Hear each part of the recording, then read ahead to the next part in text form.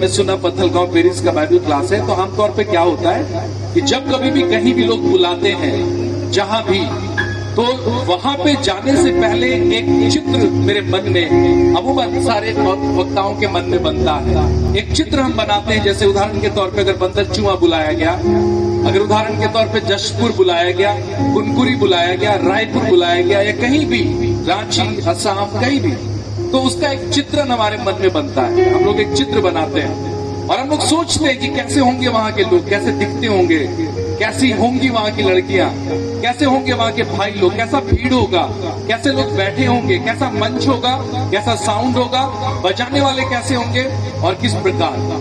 मैं प्रभु का बहुत धन्यवाद देता हूं कि जितना आप लोगों के बारे में सोचा था उससे कहीं ज्यादा खूबसूरत आप लोग निकल गए। बोलिए वाह, बोलिए ना वाह। लड़की लोग ऐसे सिंपल वाह बोलती, मजा नहीं आता है। लड़कियां थोड़ा वाह। सुनिएगा, आज मुझे बहुत खुशी हो रही है कि मैं मतलब जवान लड़कों को देख रहा हूं सामने। अमूमन ऐसा होता नहीं है।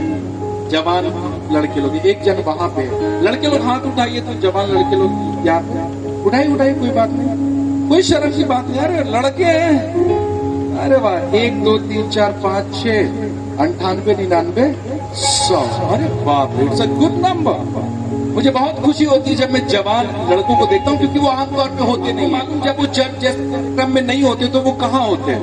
लड़कियां आप लोग बताइए, लड़के अगर यहाँ नहीं होते तो कहाँ होते? जब आते नहीं कार्यक्रम में तो वो आमतौर पे किसी गुमची उमची में होते हैं और एकदम स्टाइल में गाते। लड़के नहीं आते यहाँ पे, वो आमतौर पे नशे वशे में होते हैं। को कम ना समझे ये लड़कियां। लेकिन आज कुछ प्रैक्टिकल बातें करना चाहता हूँ। लड़कियां फोन पे बिजी रहती है, मानती हैं आप लोग? अगर आप बिजी रहते हैं फोन पे, इसका मतलब है कि आप तो अब सलमा से तो बात करेंगे नहीं, बिमला आपको पसंद है नहीं, हाँ, उसके बाद सरला से आपका पटता तो है नहीं, हाँ, सोनी का तो थोथो अच्छा नहीं लगता आपको। तो निश्चित तौर पे अगर आप बात करेंगे तो आप उसी से बात करेंगी, चिया वाला से आप करेंगी, और इसी प्रकार से जो लाइन है वो इंगेज रहेगा। आज शरीर के काम पे मैं इसी बात पे चर्चा करूंगा। जिस चीज पे बात करूंगा ना वो खुले तौर पे है, चूंकि आप लोग उसको समझेंगे, इसीलिए मैं ये बातें करना चाहता हूं और इसकी चिंता है मुझे। आज मैं बातें करने जा रहा हूं प्यार के विषय में। किसके विषय में? प्यार के बारे में। और ये इसलिए जरूरी है क्योंकि मेरा सब्जेक्ट कुछ वैसा है, शरीर के काम का प्रगति और व्यभिचार के बारे में आप जानते हैं, इसलिए व्यभिचार के बारे में बात नहीं करूंगा। आप लोग वो सारी चीजों के बारे में जानते हैं, वो सारी बातें नहीं करूंगा। लेकिन आज एक चीज बहुत जरूरी है और उसके बारे में कोई बात नहीं करता, लेकिन आज की शाम मैं जरूरी समझता हूं कि इस पे बात होनी चाहिए।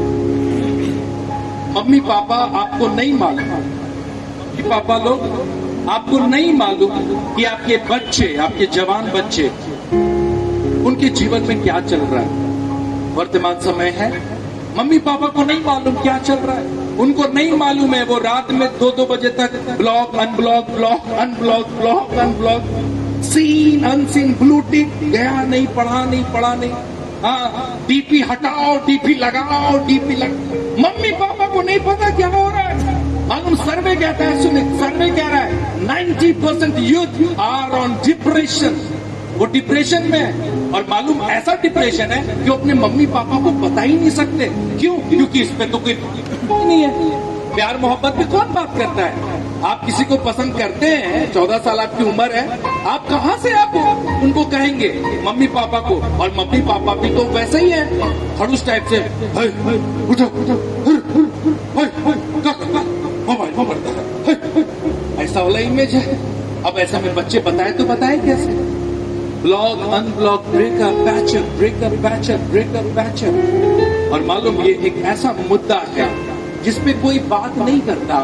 और मालूम एक चीज बताता हूं एक बड़े भाई होने के नाते, कि जो चीजें छिप कर होती है वो चीजें गलत होती है। मेरे पीछे बोलिएगा, जो चीजें छिप कर होती हैं वो चीजें गलत होती है।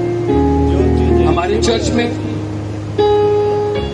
प्रभु के सेवकों का ऐसा इमेज है नहीं कि जवान लड़के लड़कियां आए और अपनी प्रॉब्लम शेयर करें। माँ बाप से बात कर नहीं सकते, जमाने ने उसको गलत ठहराया ही नहीं, प्यार को कोई गलत कहता ही नहीं है, सब जगह वही चल रहा है, सब जगह वही लड़के लड़की की बात चल रही है। अभी तक तुम्हारा चल रहा है, सो तुमको मिला नहीं रे, चला गया। खुद प्यार तो करता था, हाँ करता तो था, लेकिन पता नहीं नेहा के चक्कर में। सुनिएगा मेरे प्रियो, इसको समझने की कोशिश करिएगा। ये शरीर कभी भी आपको परमेश्वर में आगे बढ़ने नहीं देगा। और जितने बड़े हैं वो भी सुने, ये शरीर आपको कभी भी आगे बढ़ने नहीं देगा अगर आप इस शरीर की सुनेंगे तो। दुष्टात्मा से परेशानी नहीं है, दुष्टात्मा से लड़ना उतना जरूरी नहीं है जितना कि शरीर से लड़ना है। दिक्कत दुष्टात्मा से नहीं है। आपको लगता है कि अरे नहीं, दुष्टात्मा लग गया मेरे बेटे को, मेरी बेटी को, पढ़ाई में बहुत अच्छी थी, अब पता नहीं क्या हो गया, किसी की नजर लग गई, किसी का ये लग गया, पहले तो अच्छा था लेकिन अब कब हो गया। हाँ, दुष्टात्मा हर चीज में नहीं है, शैतान कुछ में नहीं है। और हम बार बार शैतान को कोस रहे हैं। बेचारा शैतान भी दूर में खड़ सोच रहा है, बार बार शैतान कह रहा है, अरे बार बार हम ही को कहता है भट। बेचारा शैतान परेशान है, वो कह रहा है अरे तेरे बेटे को समझाओ, उसको समझाओ। मेरे प्रियो समझिएगा, मैं भी बहुत जगह पे जा रहा हूँ और एक विषय और दिया जा रहा है, वो है कि अभिलाषाओं से उत्पन्न होने वाली परीक्षा, और शरीर उसी से जुड़ा है। अब बात करूंगा अभिलाषा, सुनिएगा समझिएगा, जवानों से बात है, और एक भैया के नाते सुनिएगा, कंडीदात के नाते नहीं। कंडीदात के नाते सुनिएगा तो आपको लगेगा कि वो डंडा लेके खड़ा है, वो भाषण दे रहा है। अगर आप एक सेवक के जैसे सुनेंगे तो आपको लगेगा कि नहीं वो कंडेम कर रहा है, वो सिर्फ दोषारोपण कर रहा है। नहीं, उसके लिए नहीं आया। मैं इसलिए आया हूं ताकि आप इसकी सच्चाई को जाने, समझें और आप इससे निकल पाए। कोई बताने वाला नहीं है, इसलिए सुनिएगा। अभिलाषाएं उत्पन्न कैसे होती है, गलती कहां से शुरू होती है, पहले उस पर चर्चा कर रहे हैं। गलती जो है वो किसी भी चीज को देखने और उसके बाद अपने मन में विचार बनाने के बाद होती है। परेशानी जो मेन है वो आपके मन में पहले क्रिएट होती है और उसके बाद शरीर उसको करता है। उदाहरण के तौर पे आपके दोस्त ने कहा कि चलो शराब पीने जाते हैं, उदाहरण है ये। आपके दोस्त ने कहा चलो शराब पीने जाते हैं, आपके दोस्त ने कहा, आपने सुना, अब आपका मन एक चीज तैयार करेगा, एक विचार तैयार करेगा, और वो अपना मन आपको बतलाएगा कि अरे यार बुरा तो नहीं है, शराब पीना गलत तो नहीं है, सब तो पीते हैं और पता नहीं झूमते भी हैं, चलो पी के देख लेते हैं। और उसके बाद वो अभिलाषाएं गलत तरीके से आगे बढ़ी और उसने पाप को जन्म दिया। आप समझ रहे हैं? ऐसा नहीं कि लड़के ने कहा और हम एक कदम उठाए और चल लाओ पीते हैं, ऐसा नहीं हुआ। लेकिन एक मन तैयार हुआ है, एक विचार तैयार हुआ है, और मुझे और आपको उसी विचार से लड़ना है, उसी विचार से लड़ना है, उसी विचार से लड़ना है। अभी थोड़े दिनों पहले मैं राजस्थान के एक 21 साल के लड़के और एक 19 साल की लड़की के बारे में सुन के बड़ा खराब लगा। कारण ये कि एक 21 साल का लड़का और एक 19 साल की लड़की रेगिस्तान पे सुबह में कुछ एक लोगों को मिला कि 2 लाशें पड़ी हैं। पुलिस को बुलाया गया, पुलिसिया इंक्वायरी हुई, पता चला वो दोनों एक दूसरे से प्यार करते थे, एक दूसरे से प्यार करते थे, प्यार में कोई बुराई नहीं। मैंने कहा ठीक, कोई वो एक दूसरे को प्यार करते हैं, वो घर से भागे क्योंकि उसके घर वाले शादी कराना नहीं चाहते थे। अब आप बताइए 21 साल और 19 साल कोई उम्र है शादी करने की? बताइए, है कोई उम्र? आप भी चाहती हैं करना? कोई उम्र है 19 साल? उम्र तो आपको लगेगा 13 ही साल सही है, 13-14 साल आपको लगेगा सही उम्र है। कोई कितना भी समझा, मैं सही बता रहा हूं आपको, लड़कियों लड़कों आपको लगेगा नहीं 14 साल ही ठीक है शादी के लिए, वो पसंद आ रहा है, क्लास 8वीं में है, हाँ, और कोई पसंद आ गई है, मन करे अभी शादी कर ले। सुनिए, जितनी शादियां समय से पहले होती है ना, उसमें दिक्कत क्या है? ऐसा नहीं कि आप 19 साल में आप शादी नहीं कर सकती, आप कर सकती हैं। 10 साल की उम्र के बाद लड़कियों का पीरियड शुरू हो जाता है, मासिक धर्म शुरू होता है, बहुत सारे हार्मोनल चेंजेस आते हैं और उसके बाद फिर शरीर जो है वो आपके फर्टिलाइजेशन में 13 साल के बाद आपको ज्यादा सक्रिय कर देता है। 14 साल के अमूमन उम्र तक माँ बनते देखा गया भी है। 15-16 आप बन सकती है माँ, 17-18 बन सकती है माँ, इसमें कोई दिक्कत नहीं है और बनती भी है। लेकिन मालूम बहनों सुनो समझो कि दिक्कत क्या है ना कि एक 19 साल की लड़की शारीरिक रूप से तो चलो वो कंसीव कर भी रही है, माँ बन भी सकती है, लेकिन वो मेंटली माँ बनने के लिए तैयार नहीं है, क्योंकि वो अब तक अपने आप को संभालने के सही उम्र तक पहुंची नहीं है। अब वो अपने बच्चे को संभाल सकती है क्या? नहीं। और दिक्कत शुरू होगा, दिक्कत शुरू होगा। मेरे प्रियो समझो, एक 19 साल का लड़का, एक 21 साल का लड़का और एक 19 साल की लड़की, दोनों की लाशें मिली, पुलिसिय कार्रवाई हुई, पता चला कि एक दूसरे से प्यार करते थे, शादी करना चाहते थे, घर वाले किए नहीं, वो लोग दोनों घर से भागे एक रात और जाकर रेगिस्तान में बैठे, रात भर साथ में रहे, एक दूसरे का हाथ पकड़ा, एक दूसरे को प्यार किया, एक दूसरे को किस भी किया और उसके बाद रात के 2:30 बजे उस लड़के ने 2 पिस्तौल निकाली और कहा कि हम साथ जी तो नहीं सकते, लेकिन चलो हम साथ में मर जाएंगे। ये कहा उसने, लड़की भी मान गई क्योंकि वो प्यार करती थी। और मालूम रात के 2:30 बजे इन दोनों ने आपस में एक दूसरे को गोली मार ली और सुबह इन दोनों की लाशें वहां मिली।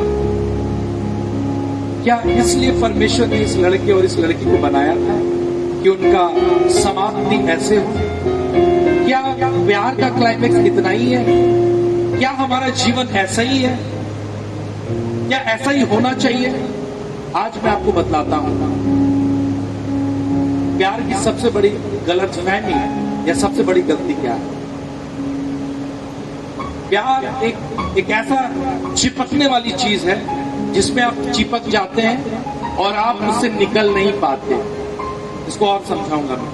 और इसी चिपकने को यीशु मसीह ने बाइबल में कई बार कई जगह पे अलग अलग तरीके से गलत ठहराया है। इसी चिपकने के, और जो शरीर की बात हो रही ना, ये भी ना सिर्फ प्यार बल्कि हर वो चीज जिससे आप चिपकते हैं, जिसको आप अपने लगाए रखते हैं, आपकी नौकरी, आपका पैसा, आपका कोई खास, आपका बॉयफ्रेंड या गर्लफ्रेंड, जिससे आप चिपकते हैं, मालूम वो बहुत खतरनाक है। उदाहरण के तौर पे आप आइए टोपी वाले, आओ, तुम ही सबसे हैंडसम लग रहे हो पूरे भीड़ में, सबसे कमाल। क्या नाम है? प्रिंस दिगर। प्रिंस दिगर। उदाहरण के तौर पे तुम ऐसे समझ लो कि मैं लड़की, तुम लड़का, ठीक है? मैं कौन? दाढ़ी देखा लड़की का, चलो ठीक। मान लो कि मैं लड़की, ये लड़का, उदाहरण दे रहा हूं। चिपकना किसको कहते हैं? ठीक है, मैं इसे प्यार करता हूं, चलो गले मिले, और मिल लो।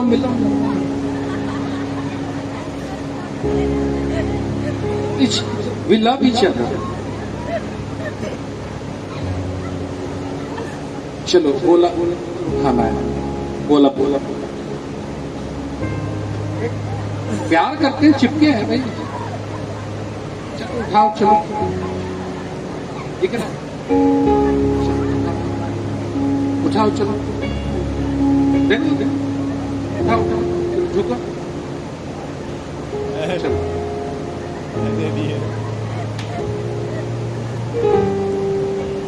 आपको समझ में आ रहा है चिपकना किसको कहते हैं? दिक्कत ये है ना कि ये चिपकना है तो सही, लेकिन आपको दिखाई नहीं देगा। आप बैठिए, मैं समझाता हूं। एक लड़की को मैं देखा बाइबल क्लास में, सामने में बैठी है, अभी थोड़े दिन पहले सामने में बैठी है और हेडफोन लगाई है। आप लोग देखे ऐसे हेडफोन वाला लगाई है। मैं बार बार मैं उपदेश तो दे रहा हूं, लेकिन ना मेरा ध्यान बार बार उस पर जा रहा है। अब बार बार मेरा ध्यान उसी पे जा रहा है, उसी कान में हेडफोन लगा है, उसका सर झुका है, उसका ध्यान मेरे उपदेश पे नहीं है, तो मेरा ध्यान बार बार उस पर जा रहा है। तो मैं लिटरली मैं थोड़ी देर ठहर के उस लड़की के पास गया, जैसे आपका माला भी हेडफोन जैसा दिख रहा है, ठीक है? तो मैं उसको टोका, मैं उसको बोला कि आपको समझ में आ रहा है? आपको समझ में आ रहा है? हेडफोन तभी उसके कान में, समझ में आ रहा है? समझ में आ रहा है? मालूम थोड़ी देर के बाद, लिटरली थोड़ी देर के बाद वो लड़की जो थी वो अपना हेडफोन को ऐसे करके निकाली और ऐसे करके बोली, ठीक है बाबू थोड़ी देर बाद कॉल करती हूँ।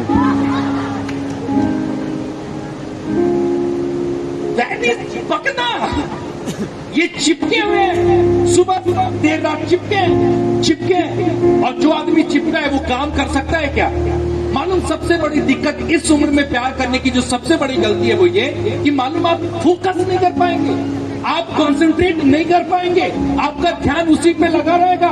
वो क्या खा रहा है, मेरे बाबू ने खाना खाया, इसी में ध्यान लगा रहेगा।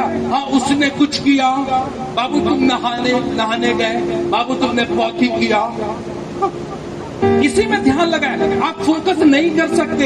एक लड़की को मैं जान रहा हूं, उसका कल एग्जाम था, फाइनल एग्जाम, किसी का उसको एग्जाम देना था।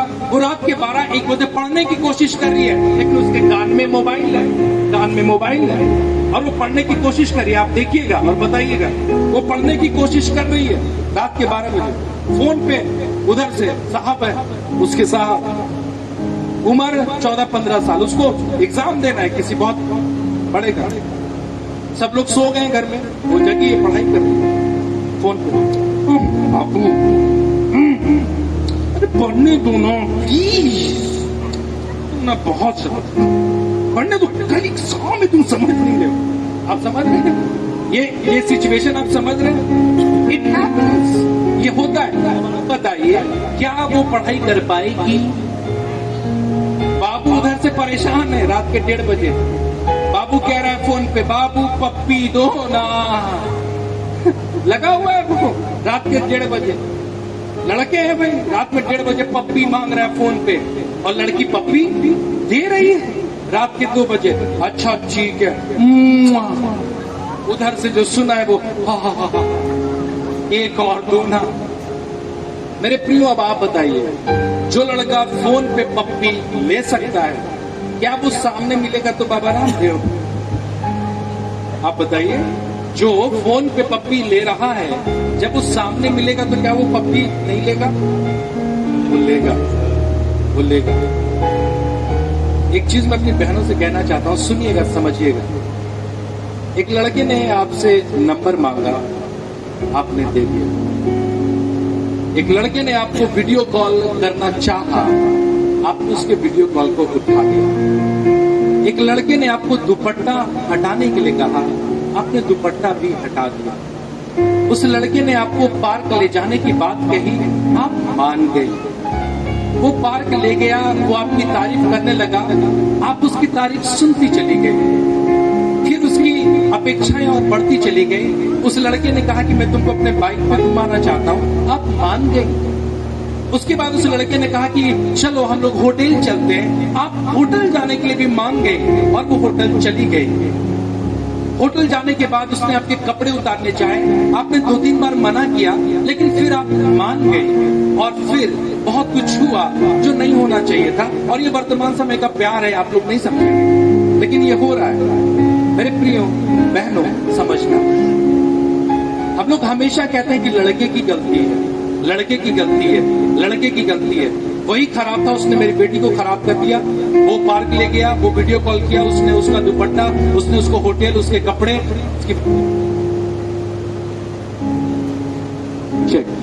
उसकी वर्जिनिटी खराब करी, शादी के पहले सेक्स हो गया। हमें लगता है लड़कों की गलती।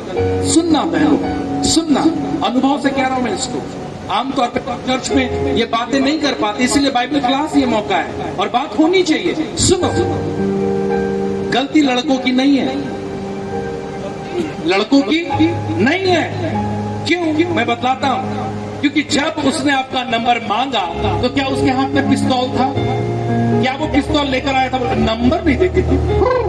महिमा नंबर दे तो टाइप कर टाइप। क्या वो बंदूक लेके आया था? नहीं। जब उसने वीडियो कॉल किया तो क्या उसके हाथ में तलवार था?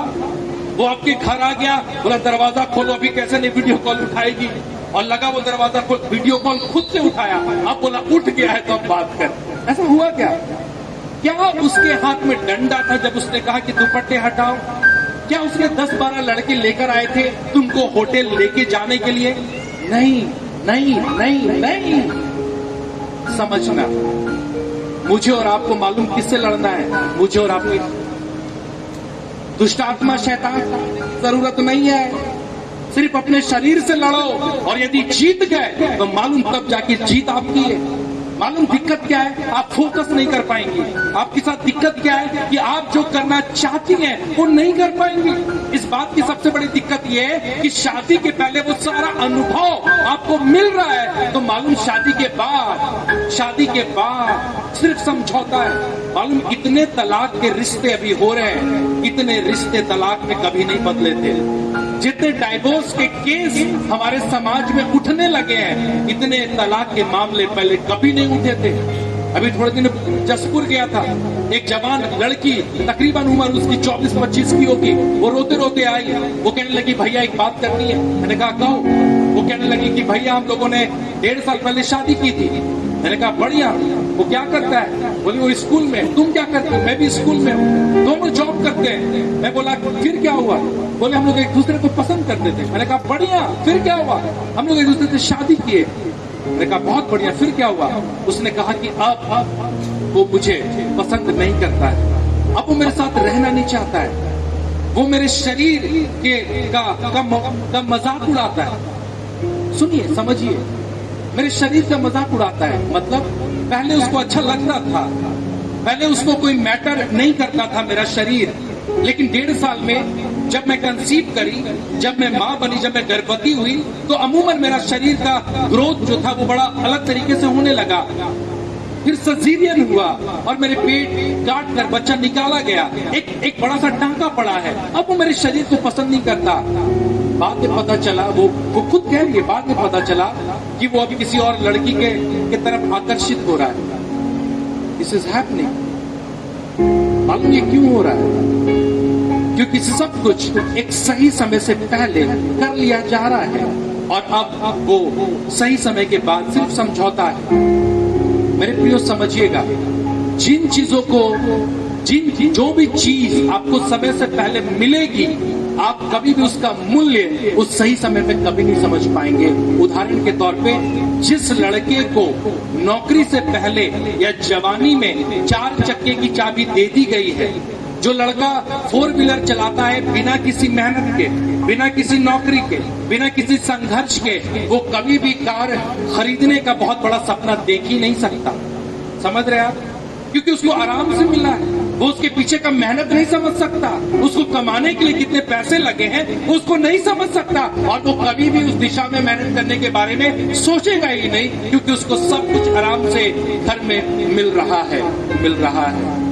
मेरे प्रियो, एक चीज बताना चाहता हूँ, ये सब कुछ जो फीलिंग्स है ना, आप सुन रहे हैं कि नहीं? सुनिए, ये जो फीलिंग्स है ना, बाबू, सोना, जादू, टोना, ये जो फीलिंग्स है ना, हम लोग को लगता है कि कोई हमें प्यार करे, कोई हमें अफेक्शन, हमारा कोई ख्याल रखे। और खासकर लड़कियां, हम लोग बहुत ज्यादा कमजोर हो जाते हैं। कई बार हमें लगता है कि नहीं, कोई तो वो जो घुमाए, और कौन वाले गाड़ी में घुमाए? वो वाले गाड़ी में, जिसका पीछे से उठाए पाछा, ऐसे वाली गाड़ी का, और उसको कैसे करके पकड़े? ऐसे करके पकड़े और जोर से पकड़े।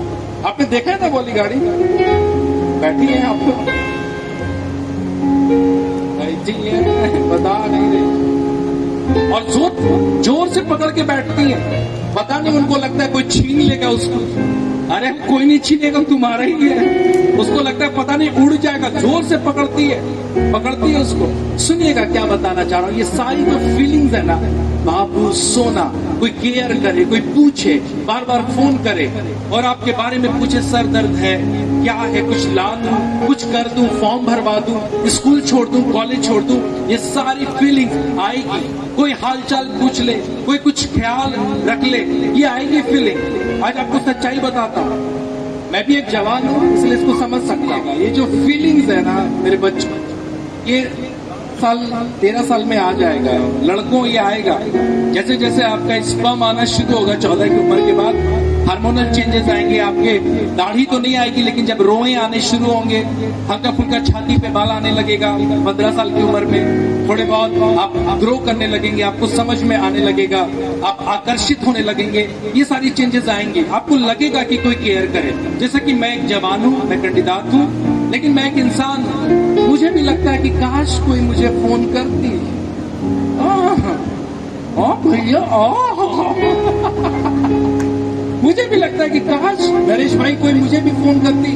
रात में जब मैं थक हार के जब मैं जाऊं अपने कमरे में, एक छोटा सा कमरा है मेरा सीतापुर में, मुझे भी कोई फोन करती और कहती कि मेरे बाबू ने खाना खाया।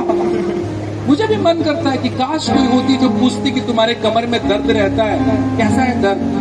अभी हर दिन बाइबल क्लास जा रहे हो, पानी ठीक से पी रहे हो कि नहीं पी रहे हो, गर्म पी रहे हो ठंडा पी रहे हो, तुम्हें बार बार भूख लगती है, कुछ खाते हो कि नहीं खाते हो, हाँ तुम जर्नी करते हो, कैसे कर रहे हो, छत्तीसगढ़ की रोड खराब है, अपना केयर करो, सो जल्दी। मुझे भी लगता है कोई फोन करती और कहती कि मेरे बाबू ने, लगता है। लेकिन सुनिए, बताना क्या चाह रहा हूं, ये सारी फीलिंग्स, ये सब कुछ जो अंदर से आता है ना, इसको मालूम अपने अंदर रखिए, इसको अपने अंदर रखिए। ये बार बार उबाल मारेगा किसी को देख के, लेकिन इसको रखिए अपने अंदर संभाल के। और मालूम जिस दिन आपकी शादी होगी, उस दिन आप इसको पूरी पवित्रता के साथ अपने पति को दीजिएगा, तब जाकर आपकी शादी परमेश्वर के सामने और पूरे समाज के सामने पवित्र ठहरेगी। आप समझ रहे हैं? और ऐसा नहीं कि सिर्फ जवान बच्चे हैं जो कि इस प्रकार के पाप या व्यभिचार, नहीं नहीं नहीं नहीं, नहीं। बड़े भी पीछे नहीं है। कुछ एक गलतियां दिखाई देती हैं, जब वो दिखाई दी तो वो गलती, जब तक वो दिखाई ना दे तब तक वो चल रहा है। आपको मालूम है एक शब्द है हमारे चर्च में यूज होता है, उसको कहते हैं ढुकू। क्या है वो शब्द? ये शब्द मजेदार है, लेकिन इस शब्द में आपको सीखने के लिए एक चीज है और उसको सीखना चाहिए। हम लोग हमेशा ढुकू को गलत समझते आए हैं और ये गलत है भी, ढुकू गलत है। लेकिन मालूम ये इतना भी गलत नहीं होता जितना कि ये गलत हो जाता है। मालूम क्यों? क्योंकि आमतौर पे ढुकू हमें तब दिखता है जब कोई भी छोटी मोटी गलतियां बहुत बड़ी गलती में तब्दील हो चुकी होती हैं। लड़का लड़की एक दूसरे को 3 साल से गांव में घुमा रहे हैं, किसी को नहीं दिखा। सही कह रहा हूं? सबके सामने चल रहा था, किसी ने कुछ नहीं कहा। मालूम कब कहा? तब कहा जब लड़की पेट से हो गई और सब हो गए। अब तो मंडली बाहर होगा। मैं झुकी, अब कोई नहीं झुक। आप पाप हुआ है, गलती हुआ है, गलती किया है, ये 7वीं सजा का उल्लंघन हुआ है, इसलिए क्या होगा? अब पेन उठेगा, अब से बाहर होगा उसको। सुनिए, ढुकू को मैं और आप रोक सकते हैं, ढुकू को मैं और आप रोक सकते हैं। उसके बारे में सोचिए, जब कोई समस्या छोटी रहे उसी समय उसका निवारण करें, बात करें।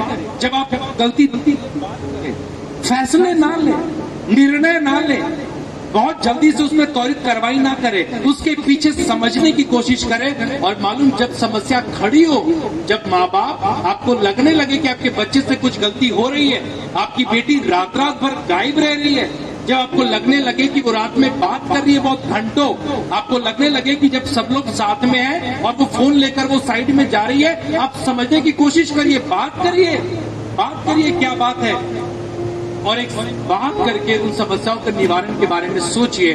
मैं सोचता हूं अगर इस प्रकार अगर हम सामंजस्य बनाएंगे तो ढुकू जैसी समस्याओं को हम अपने समाज में कम कर सकते हैं।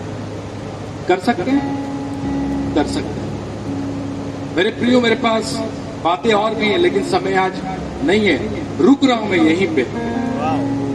लेकिन जवान बच्चों, मैं आप लोगों से बहुत प्यार करता हूं। अपनी वैल्यू समझिए, आप अपनी वैल्यू, फोकस करिए, फोकस। मैं भी साइकोलॉजी पढ़ रहा था और उस साइकोलॉजी में मैं क्या पढ़ता हूं कि लड़कों से संबंधित है। लड़कियों की बात तो बहुत होगी, लड़कों की भी बात है। हालांकि लड़के ज्यादा हैं नहीं, इसको समझेंगे नहीं, लेकिन जितने भी हैं आप इसको। एक रिसर्च में पाया गया है कि जो लड़के ज्यादा हस्त मैथुन जैसी चीजें करते हैं वो लड़के अमूमन एवरेज रह जाते हैं। मतलब थोड़ा ऑकवर्ड है, लेकिन सुनिएगा, समझिएगा। इसका मतलब है कि आपका दिमाग इस तरीके से डिजाइंड है कि ये एक तरफ में काम करेगा अगर आप इसको पूरी तरीके से नियंत्रित करके एक दिशा में लगाएंगे तो। लड़कों, आपके अंदर इतनी क्षमता है, इतनी ताकत है कि आप जिस चीज को ठान लें आप उस चीज को कर सकते हैं, बशर्ते कोई भी गलत अभिलाषाएं आपके मन को विचलित ना करें। और वो लड़के जो ज्यादा हस्त मैथुन या फिर गलत चीजें या वीडियो कंटेंट मोबाइल में गलत चीजें देखते हैं, वो कभी भी अपने मन को केंद्रित नहीं कर सकते। ना उनका मन चर्च में लगेगा, ना गिरजा में, ना विनती में, और ना कभी वो अपने आप को सही पाएंगे, क्योंकि एक गिल्ट है, वो एक गिल्ट आती है, एक शरीर में गिल्ट आता है, एक पछतावा, एक हमेशा अफसोस रहता है कि यार ये गलत है, ये मैंने कर दिया। और ये अफसोस आपको कभी भी आगे बढ़ने देगा नहीं। और इसी अफसोस के कारण ना जाने कितने युवा लोग आज चर्च नहीं आ पाते, इसी गिल्ट के कारण। उन्होंने गलती की, वो गुटखा खाए, वो दारू पिए, एक गिल्ट है, और उसी गिल्ट के कारण, उसी पछतावे के कारण बहुत सारे लोग नहीं आ पाते हैं। अगर आप आसपास ऐसे लोगों को देखें जो दारू पीते हैं, जो गुटखा खाते हैं, अगर आप उसको प्यार कर सके तो करें, आप उनको चर्च ला सके तो लाएं, क्योंकि मालूम जो प्रवचन नहीं कर सकता वो कई बार प्रेम कर देता है, और ऐसे लोगों को बड़े प्रेम की जरूरत है। हालांकि मैं क्वालिटी पे इस पे और बातें करूंगा, डाक मधु से मत वाले ना बनो विषय है, लेकिन आज इस शाम में मैं खत्म कर रहा हूं। जवान लड़कियों, जवान लड़कों, मेरे बड़े बुजुर्गों, जितने भी लोग हैं, इस बात को समझिएगा कि हमारी लड़ाई इस शरीर से है। क्यों? क्योंकि इसी शरीर से सारी समस्याएं खड़ी हैं। बुरा किसको लग रहा है? ये शरीर, इस शरीर को। इज्जत किसको चाहिए? ये शरीर। दिल किसका टूट रहा है? ये शरीर। किसी को बुलाया, कुर्सी नहीं दिया, बहुत खराब लगा, किसको लग रहा है? ये शरीर। अच्छे कपड़े किसको चाहिए? ये शरीर।